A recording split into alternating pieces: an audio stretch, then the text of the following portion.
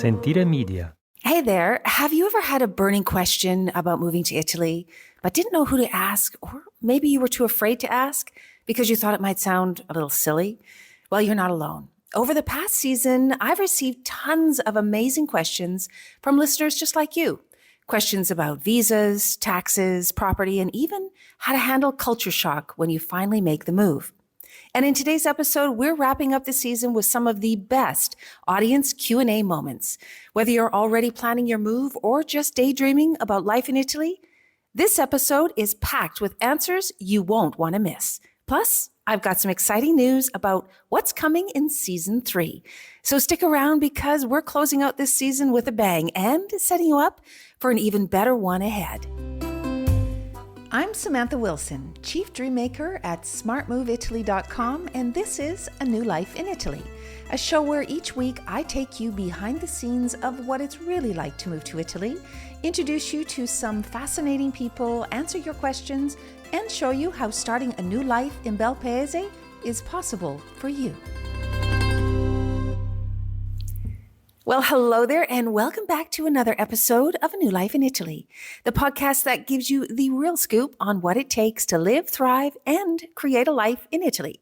I'm your host, Samantha Wilson, and I cannot believe that we are already wrapping up season 2, and it's the end of 2024. My goodness. Now, this season has been an incredible journey. We've talked about visas and tax rules, buying property, finding a community, and even how to spot authentic Italian food. We've had inspiring guests who've shared their stories and tackled the tough questions, how to make Italy your home. And speaking of tough questions, today's episode is all about you. We're digging into some of the most popular and insightful questions that we've received from listeners this past season. From navigating Italian bureaucracy to choosing the right visa, to figuring out how to actually buy that dream property without losing your mind? Well, we're going to cover it all. And if you've loved these Q&A segments, you're in luck because they'll be getting an upgrade in season 3. Now, I'll tell you more about what's coming up later in the episode, but for now, let's dive into some of the most pressing questions you had this season and maybe even answer one you've been wondering about yourself.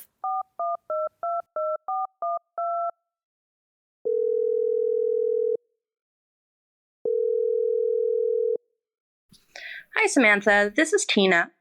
My question is it hard to convert my North American driver's license to an Italian one? And is that even possible? Or would I have to do a complete new test there in Italy? Hi, Tina. Thanks for the question. It's a big question. People ask all the time about driving in Italy. If you have a non-exchangeable driver's license with the country, with Italy, from the country you're from, then unfortunately, no, you cannot exchange it.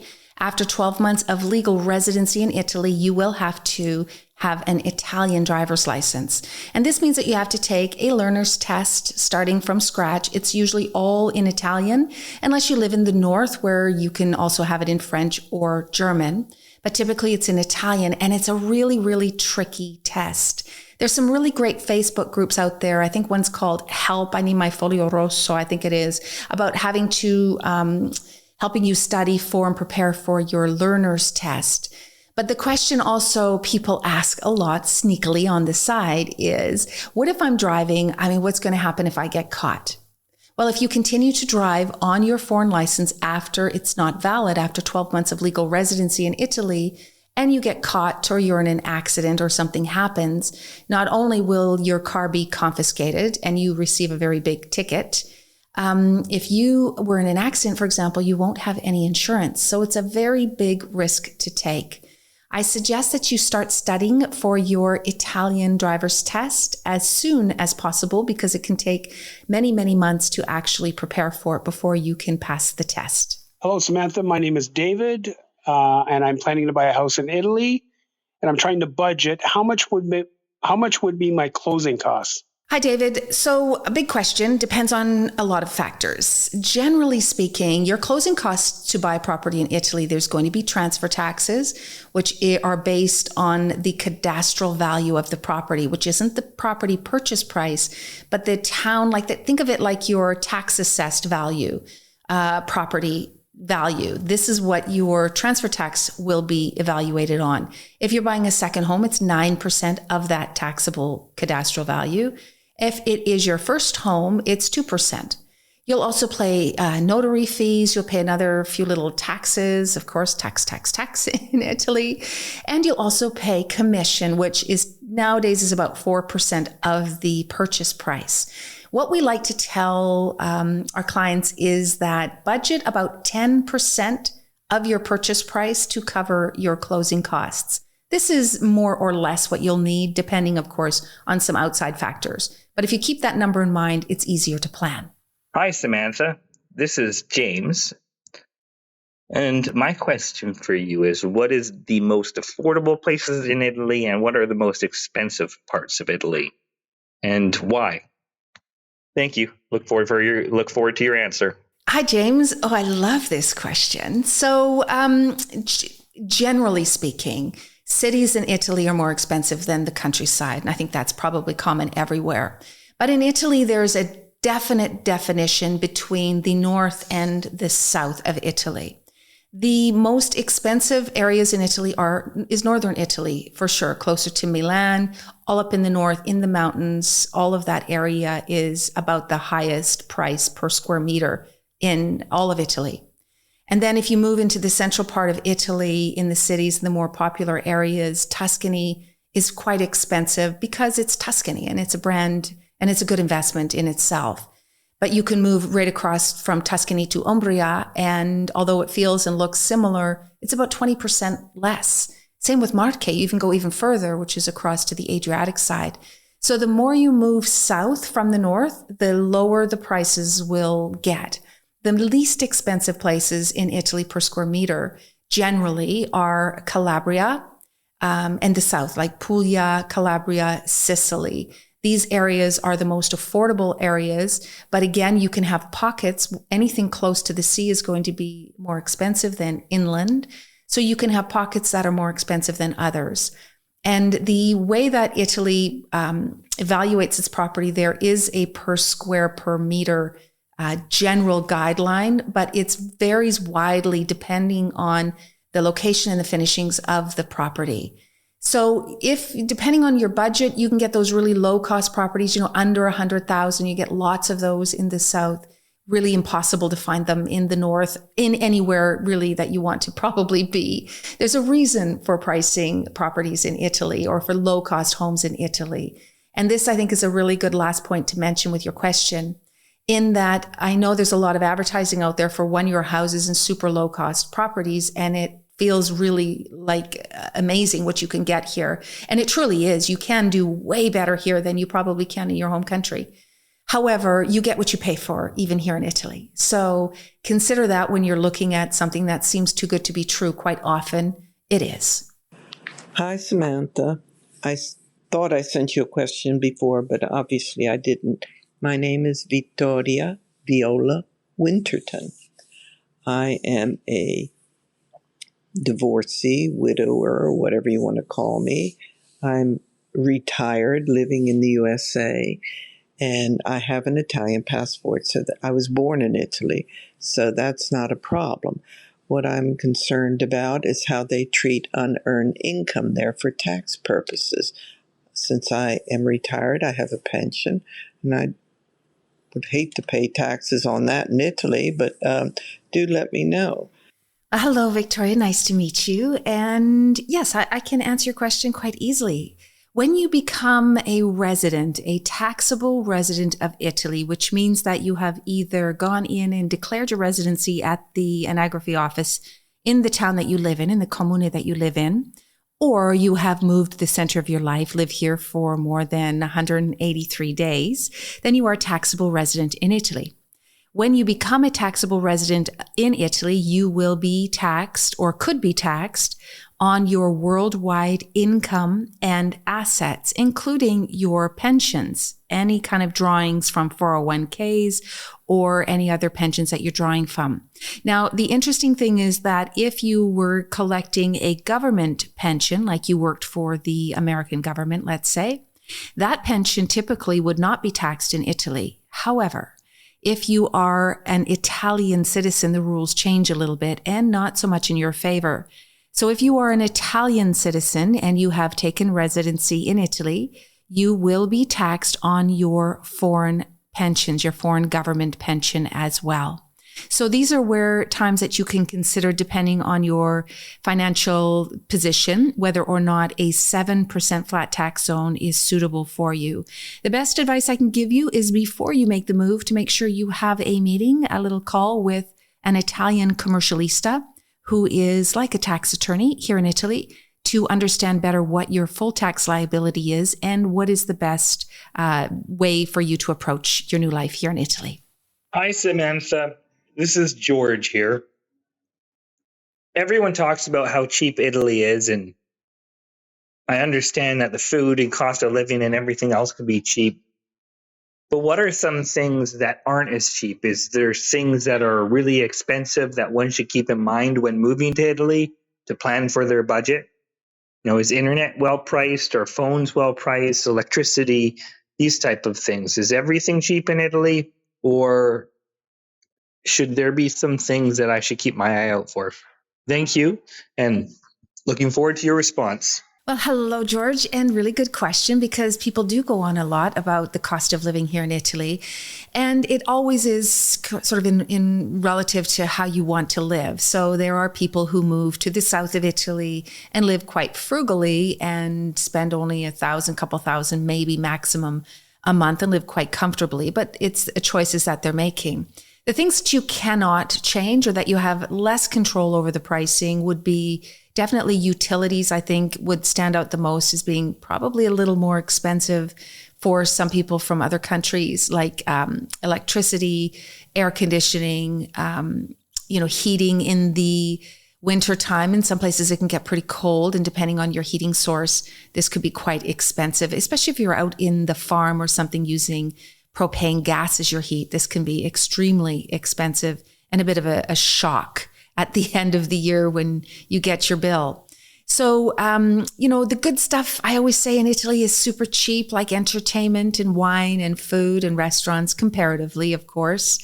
But it's usually the other things, the living things. Rent can be fairly expensive, maybe not comparing to where you're from, but certainly in Italy, compared to wages here, rents in the cities can be quite expensive as well. So keep an eye out on where you're living when you think about utilities. That's the best advice I can give you, because that is where you might have a little more control on your choices. Old, beautiful, rustic homes in the middle of the countryside are dreamy, but they cost an awful lot to run because the heat and the energy is not usually up to par.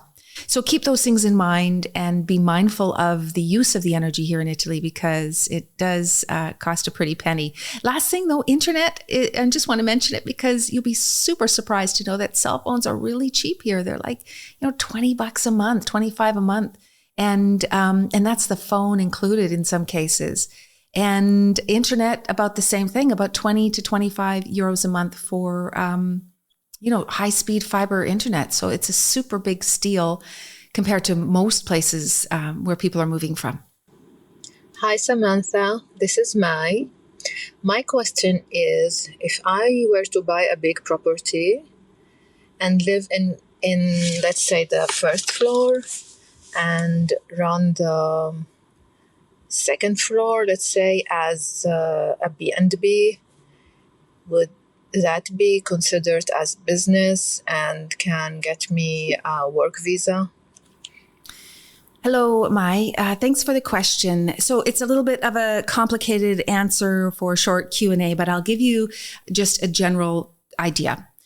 First of all, if you buy a property in Italy, it does not, even buying a property to run as a business will not give you a visa for Italy. The visas that you need to be looking for perhaps are self-employed or digital nomad or an investment visa. An investment visa does not mean that you buy a house, that becomes your investment as a business. An investment visa means you have to invest in already an Italian either innovative startup, or buy shares in an Italian company.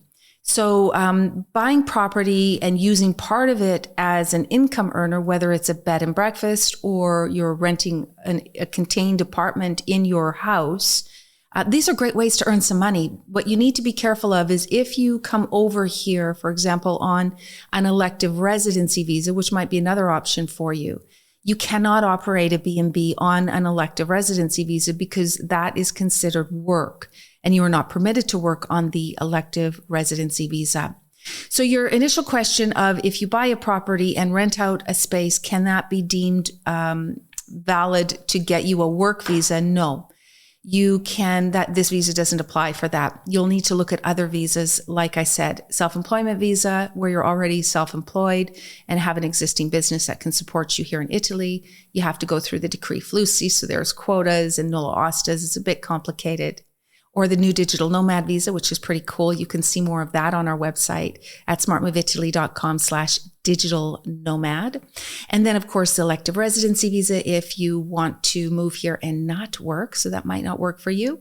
Or the investor visa is another good option. Hi, Samantha. This is Lisa. My question is, if there is such a thing as a travel doctor in Italy where you can go to get vaccinations before you travel to foreign countries, like yellow fever or typhoid. Thanks so much. Well, hello, Lisa. Thanks for the question. And my goodness, are you traveling outside of beautiful Italy to somewhere else? My God. All right. So to answer your question here, yes, there is, it's not really a travel doctor here in Italy, but you can go to your local ASLA, and which is the health department in your local community anywhere, and ask them for international vaccinations, and they'll be able to help you out. There's actually a website that you can go to, and it's like a travel safety type website, and I'll put the link in the show notes here for you to find it. But you can go on there. It's part of the Ministry of Foreign Affairs and Vaccinations, so you can just select the country that you're going to. Of course, you're coming from Italy. So you'll select the country that you're going to travel to, and it'll tell you exactly the vaccinations that you need. And then your doctor at the ASLA, whoever you're assigned to, will have to prescribe the actual vaccination for you. So the only piece of advice for this is once you figure out what vaccinations you need, that, remember, this is Italy. So give yourself lots of time and planning ahead, because perhaps if you're going someplace quite exotic, they may not have the vaccinations handy. So factor that into your planning as well. Hi, Samantha. This is Karen. I have a question about living in Italy full time. Is it true that you have to purchase a property in order to apply for residency? Can you rent and still apply for residency? And how long does that take from the time you apply for a residence? Thank you. Hi, Karen. Thanks for the question. Really good one, and often one that is misunderstood. So first of all, buying property in Italy does not grant you the right to take residency in Italy. It allows you to own a property, but unless you have a legal way to move here and live here, then you cannot stay and enjoy your property full time. To do that, you need to go down the immigration road first, not residency, but the immigration road. And that means that you have to figure out how you can legally be here more than 90 days out of a 180-day period. And for most people, that includes being whether you're Italian, European citizen, or getting a visa. And if you get the visa, you have to get your permit to stay first, which is, again, down this immigration road. Once you have your permesso di soggiorno, your permit to stay, then you can apply for residency. And this is where your house will come in handy, because when you apply for your permit and your residency, you have to have a place to live. Obviously, you can't do that with an Airbnb or a hotel. You often have to have your own place to live. That could be a rental or a property that you own. So if you've already bought a property, you've satisfied this important part of it. So once you have your legal way here, you can then apply for residency and use your home as your address. Hello, I live in Spain and I was wanting to buy a home in Italy, and I wanted to know what qualifies as prima casa. Is it just owning one home in Italy? Can you have that as a prima casa, or do you have to live year round in that one home for it to be your prima casa? Because I was thinking of spending half of the year in Spain and the other half in Italy, and I wanted to know if that would be considered, if I buy a home there, that would be considered a prima casa. I am European, so I could spend however much I wanted to, but since I am still working in Spain, I needed to also be in Spain. Thank you. Thank you for the question, and congratulations on your, well, I guess soon to be, on a purchase in Italy. It's a great idea, great investment here in Italy. Your question about Prima Casa. What Prima Casa means is first home. And what that means is that it has to be your primary home of residency in order to get the benefits of Prima Casa. And Prima Casa means that the transfer tax in Italy that you pay when you buy the house, if you bought it as a second home, you will pay typically 9% of the cadastral value when you buy it as a second home. But if it's your first house, if it's your Prima Casa, then you'll only pay 2% of the cadastral value on your transfer tax. Prima Casa also has other benefits, like you won't have to pay the IMU, which is the yearly property tax, ever, pretty much, as long as it's your Prima Casa. So there's some really good savings to having first home in Italy. And anyone can claim your Prima Casa if they move to Italy and make that home their residence, their primary residence in Italy. So that's the big trigger. Can you travel around to other countries? Sure you can. But you have to make sure that your Prima Casa is the home that you establish Italian residency in, and you must establish that residency within 18 months of buying the property, of electing Prima Casa, because when you buy it, when the deed is transferred, that's when you're paying the difference. That's when you're paying the tax money, and you'll be paying the 2%. If you've given 18 months notice, and after those 18 months you do not establish legal residency in Italy, because you're European, it's just a matter of registering. If you don't do that, after 18 months, you will be penalized. So you'll pay the difference between 2 and 9%, plus there's a 30% penalty. So make sure that you're 100% certain that you will establish legal taxable residency in the home before you elect Prima Casa. Hi, Samantha. My name is Giovanna, and my husband and I live here on Long Island in New York. And my question is this. We are returning to Italy in a few weeks and going back to the town in Tuscany, which we hope to find a long-term rental. But my husband and I were wondering, once you secure a long-term rental, is it up to the tenant or the landlord to take care of problems that might arise in the apartment? For example, problem with a faucet or a problem with a door or window. We've heard stories that maybe it's up to the tenant to take care of these problems. Unlike America, where the landlord usually takes care of them. Thanks for this question answered. Hello, Giovanna. Well, I hope you have a nice trip and a successful one here, finding a long-term rental in Italy. Your question is a good one, and it's very different here in Italy than what you might be used to. In law, when you are renting a property, you are responsible for the smaller things. So cleaning the pipe, like if your sink gets clogged or the toilet gets clogged or these kinds of minor things that are happening in your property, they're all your responsibility. You can't just call the landlord if the window latch isn't working any longer or the pipe is blocked, unless, of course, it's a major plumbing issue. Anything major, like, like I said, a major plumbing issue or electrical system needs to be changed or problems that way, that is absolutely the owner's responsibility. But all of the small things that you may be used to calling a landlord on, you don't do here. It really, consider a rental to be when you take the keys and you sign a lease here, this is your home. So you treat it like your own home, and you have to do those minor repairs to keep the property in the same standard that it was when you started to rent it. Hi, Sam. This is Mary Rose from New York.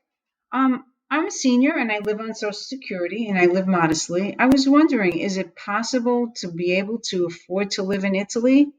I know there's a lot of tax rules, and I'm really concerned that I have enough money to comfortably live and stay in Italy for the rest of my life, because it's my dad's homeland, and Italy is just in my heart. Well, thank you for your answer. Look forward to it, and have a blessed day. Well, hello, Mary Rose. Thank you for the question. And I have some pretty good news. If you live, modestly in the US, then you probably can live better than modestly in Italy. Of course, depending where you decide to settle. In most places in Italy, cost of living, people realize about 10 to 20% less when they move here. Yes, there are taxes in Italy, but as a new arrival, there's all kinds of tax benefits that you may be able to benefit from, which will bring that burden quite low and probably not impact you in any way, or if it is, just a very small way. But it's offset by the cost of food and the cost of housing, and of course, all of the great things that people do here for entertainment, which typically is what costs a lot of money in North America. Here it's pretty free. There's always a festival. There's always somewhere to go to and always something to see. And almost always it's free. So I would say I wouldn't worry too much about the cost of living. What you should think about is how you're going to get here. If you do need a visa, then you'll need to focus on your income in order to qualify for that visa. But otherwise, coming here to Italy and living, I'm sure you'll be very surprised and happily surprised that it's very affordable. Hi, my name's Charlotte Panico, and I'm looking to move to Italy. I'm starting the process. I'm at this time waiting for my birth certificate to be coming in the mail, which unfortunately it takes quite a time to get that. But I'm reading on the webpage that people are being declined, and I would just like to know, what are the odds of you getting accepted? How many do they allow per year, per se? And if you could help me with any insights into the process, I would be very grateful for it. You know how overwhelming it can be. Hello, Charlotte. Thank you for this message. I'm going to assume because of your last name that you are Italian, and perhaps you're talking about getting your Italian citizenship. I'm not sure if that's what you're referring to with getting your birth certificate, or if maybe you're talking about a visa.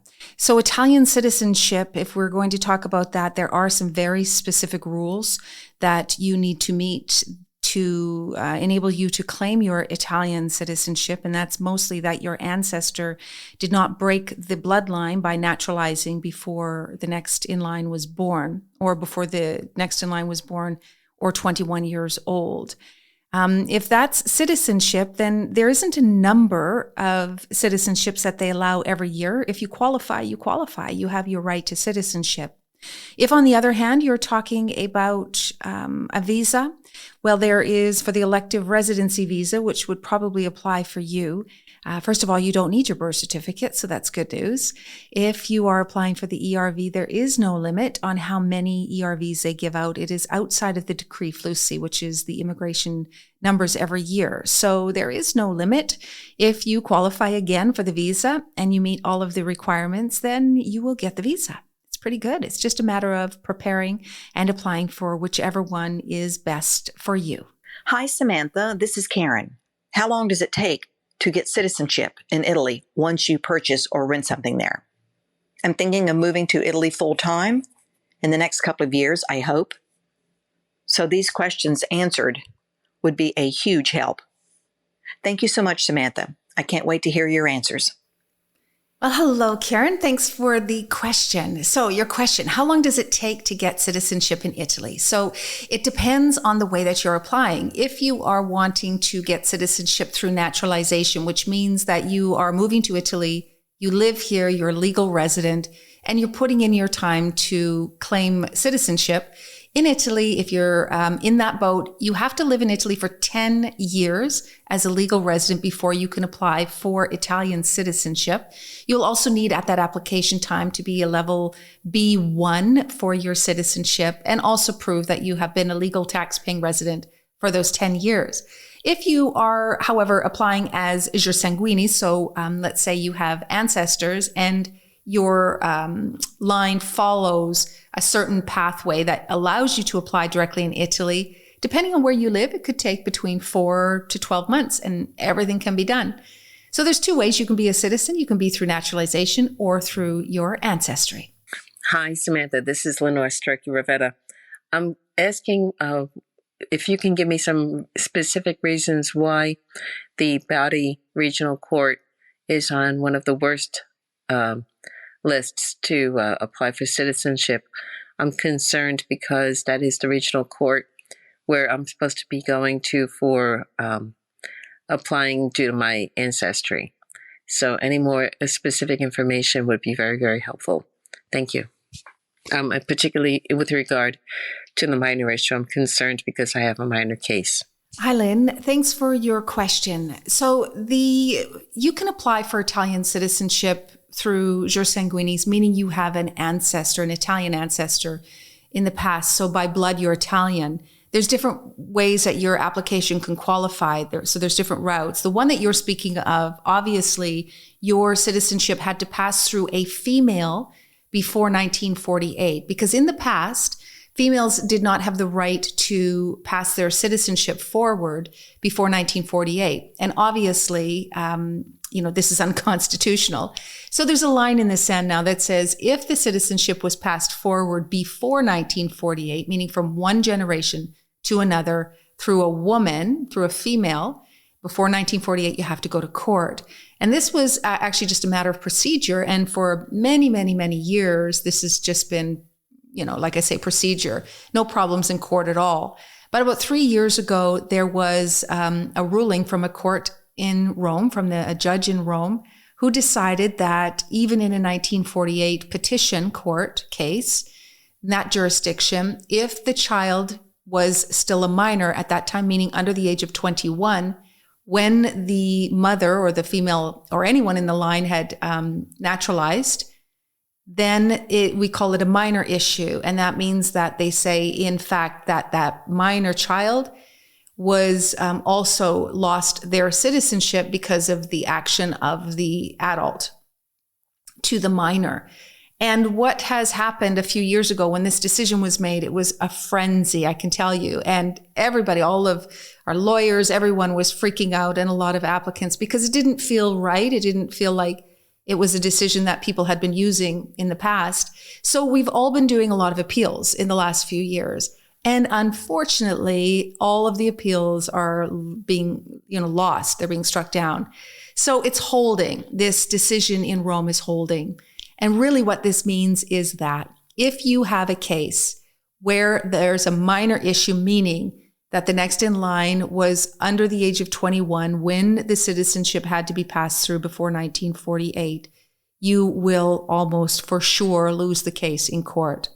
So whatever lawyer that you have, you can talk to them about that and find out what their approach is. In most cases, we don't take minor cases anymore because we feel that the chances of your success are so slim that there's no point in taking your money for something that we don't think is going to succeed. So unfortunately, this is what has been holding up in these courts now in Italy. Now, the only difference is, or the only hope, and there still is a little bit of hope, not to sound too negative, is that also around the same time, a year or so after that decision was made, the courts for the 1948 all the petitions used to have to go to Rome. Now they move them to all of the regional courts of the ancestors. So although in Italy decisions are often followed, they're not binding of other judges. So it is possible that a judge in your ancestor's jurisdiction will rule opposite to this Roman court judge. So there is a possibility. So it's not 100% of a loss, but it's just the likelihood of losing on this type of a decision is pretty high. Hi, Samantha. This is Diana. I have a question about residency and some of the things we've heard about it. Are there specific places in Italy that are easier to get residency than others? Well, hello, Diana. Thank you for the question. So residency in Italy is a bureaucratic procedure, and people use it really quite flippantly in a lot of ways. Like, when do I take a residence? I want to be a resident in Italy. And they get it confused with visas or permesso di soggiorno and all of the other things. So let me clarify. A resident in Italy means that you have declared that you live in Italy, that you live at a specific comune, so a municipality, And because of that, you will be able to get the benefits of being a resident. And some of those benefits are like being able to open up a bank account or join the healthcare system or buying a car, for example. These things are only available to residents of Italy. You cannot be a resident of Italy. You cannot claim residency in Italy unless you have first passed through immigration, because you can't live here unless you have a legal way to stay here, obviously. So usually what happens if somebody is a non-European, then they'll have a visa and they get their visa, they arrive, then they apply for their permesso di soggiorno, which is their permit to stay. That's all about immigration. And once they've gone to the end of that road, the immigration road, then they can apply for residency. If they're coming here for citizenship, then they go down. It's usually flipped the other way, makes it a little bit more complicated. However, if you are a European citizen and or Italian citizen, dual citizen moving to Italy, your immigration is really your citizenship. So you can go directly to, because you have immigration already settled, because you're allowed to come to Italy and live here without a visa. So therefore, you can go directly to your comune, to the anagrafe office, and declare your residency. So the question is, some places easier than other. All places are the same when it comes to residency. And because it's just in law, you're just going in, you have to show them some documents that you live there. And depending on how you're there, there's a different set of documents, of course, like maybe your permit to stay if you're on a visa, or your citizenship, and of course your passport, these kinds of things. But every single comune will allow your residency as long as your legal immigration side has been covered off. Hi, Samantha. This is Kono from New Jersey. I have a question regarding renting an apartment in Italy. I heard that in France, a landlord cannot kick you out if you bring a pet into the apartment. It's against the law. And I was hoping if Italy has the same kind of law where a landlord cannot kick you out if you bring a pet into the apartment. Hello, Kono from New Jersey. Thank you for this question. It's a really good one. I will tell you about how hard it is for landlords or owners to get renters out. In Italy, the laws for the renter are very, very strong. As a matter of fact, this is why it's so hard for foreigners to rent in Italy. Owners are very nervous that if, let's say, you don't pay your rent or something goes wrong, that it will take them years to get you out if you have a residential contract. Now, whether or not you have a pet is the deciding factor, really doesn't matter here, because the laws here say that they can only kick you out, obviously, if you don't pay rent, but they have to take you to court for that.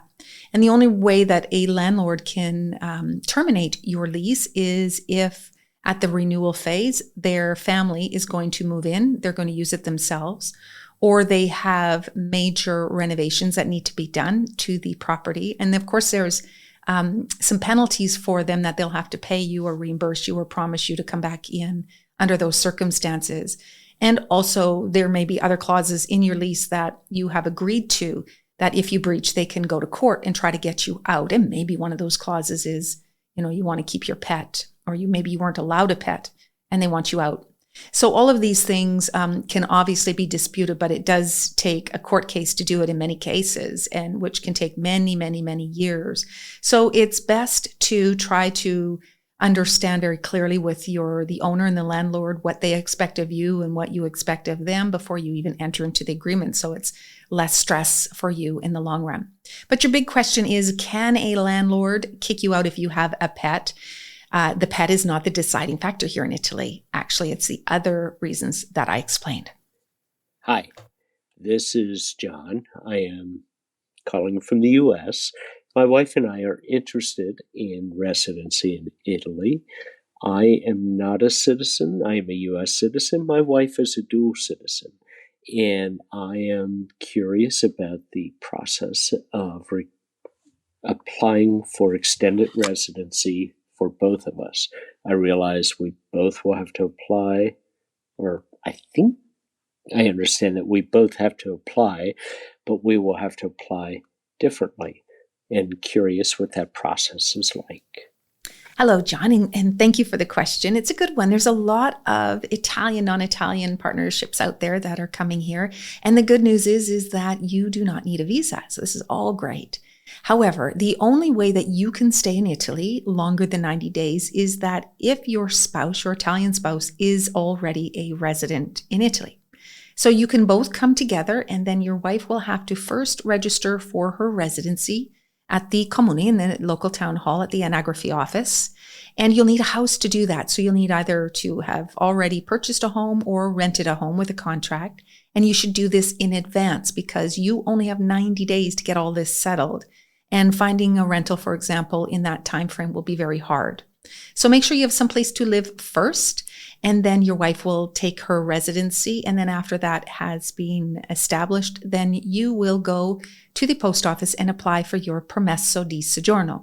And this will allow you to stay with her and live in Italy. Now, if you're thinking, and some of you listening out there are thinking, well, I'm married to an Italian. Can we just, get residency and just stay a little bit longer without actually having to move our taxable residency to Italy? And the answer is no. The only way that a non-Italian, non-European spouse of a European or Italian can stay longer than 90 days is if that Italian counterpart is a resident, an official resident of Italy. Hi, Samantha. This is Mary Rose. I live in America, and I do have family in Italy, but I'm not going to move close to them because they live in an area which doesn't feel comfortable for me. But my question is there a company or you have any suggestions of how I could tour around different areas in Italy to start getting a feel of the different towns? I really would appreciate learning what your knowledge has. Have a great day. Bye. Hi, Mary Rose. Thank you for the question. Your idea to come here and do a little scouting trip to find out the best place to live is a great one. And a lot of people do that. Actually, a lot of people end up choosing where they want to live based on maybe countless vacations that they've spent in Italy. Maybe, it's just a place that's comfortable for them. And to be honest, quite often it's not the place where their family's from or where they know people. Sometimes it's, like I discussed in this episode, it depends on your personality and where you are. So again, Italy's a big old country. What I suggest that you do to find people to help you understand a region or an area is to first narrow down the area and probably to, a major city. Think of a major city that you think is perfect for you and then draw a big circle around it and start with that point. And because even if you're in a smaller town that's close to that big city is really going to be your central base. This is where you're going to do most of your shopping, and this is where your real life is going to happen, even if you live close by in a small town. And then once you first find that city that you love, that you think is good for you, then find a tour guide that you can hire privately, that lives there, that understands the region, and that's prepared to take you around and give you a tour of the other little towns and really tell you what it's like to live in Italy. So you'll have to do this for all of the cities that you think are good for you. So it'll be a little bit of legwork. But what I really recommend you do is try to really narrow it down to at least maybe 2 places, maybe 3, depends how much time that you have here. And when you're going through the list, it's easier to take things off than to put things on. So have a list of 5 or 6 places and then go, okay, what ones can I, are my least favorite, and put those aside until you end up with your top 3. And then find some tour guides in each of those cities that are prepared and willing to take you around. Most of them will be. It'll be just a day rate probably you'll pay. So it'll be really worth your while to have their expertise of living there and what you can expect. Well, that's a wrap on season 2 of New Life in Italy. I just want to take a moment and thank every single one of you who have tuned in this last year. Some of you have sent in questions and shared the show with friends and supported this journey, both the podcast and the journey for yourself. This podcast really wouldn't be what it is without you. So I'm grateful for you to be part of our Italian dreams, no matter where you are in the process. Now, the best part, season 3 kicks off next week. And let me just say, it is going to be bigger and better than ever. We're talking in-depth episodes on visas, including the digital nomad visa, new tax incentives, finding off the beaten path rentals, and even a deep dive into Italy's best kept secrets for slow living. Plus, we'll be bringing in more experts, more personal stories, and yes, more audience Q&As. So if you've got a question, make sure to send it in because you might just hear it answered on an upcoming show. Now, before you go, don't forget to hit subscribe so you don't miss a single new episode. And if you've enjoyed this season, I'd love it if you could leave a quick review. It really helps the show reach more people who are dreaming of a new life in Italy. Thanks so much for listening, and I will see you next week as we kick off Season 3. Ciao for now.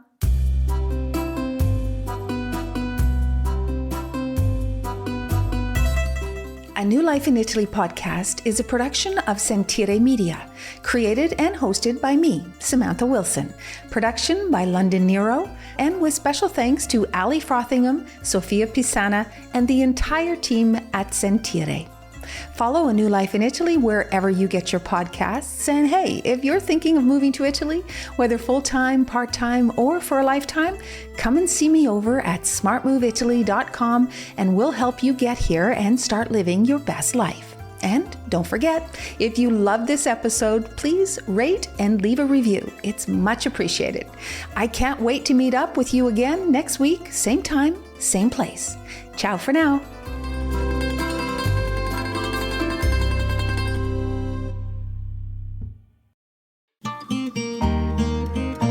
Sentire Media. Hey, podcast producers and show hosts. Do you want to join a podcast network that celebrates all things Italian? At Sentire Media, we understand the allure of Italy and its unique culture. Our devoted team of hosts and producers are all driven by their shared passion for Italy.